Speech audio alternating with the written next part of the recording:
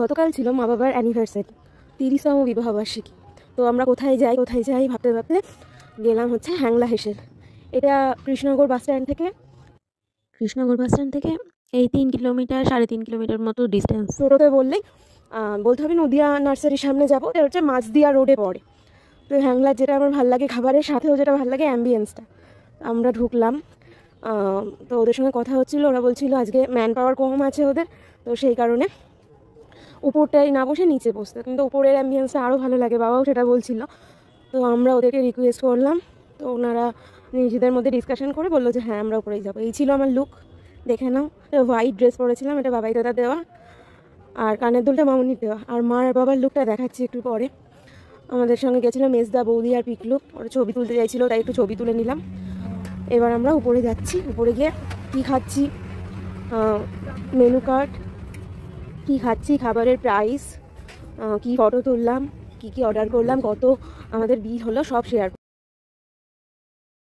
বাবা নিয়েছিল মাছের থালি, তার মধ্যে ছিল ভাত, ডাল, একটা ভাজা আর মাছ, সিম্পল মাছ, আর একটা মিক্স ভেজ ছিল, চাটনি পাঁপড় মিষ্টি।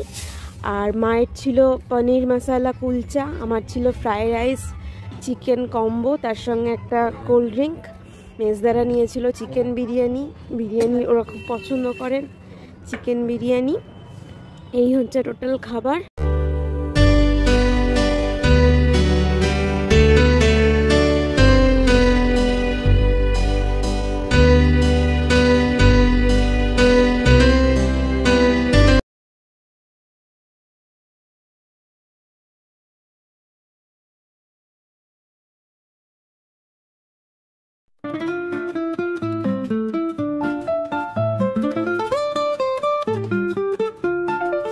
언젠가는 알아볼 거야 널 몰라볼 뿐이야 네가 소중한 걸 눈이 신나 신이 날 흥이 났어 찰랑찰랑해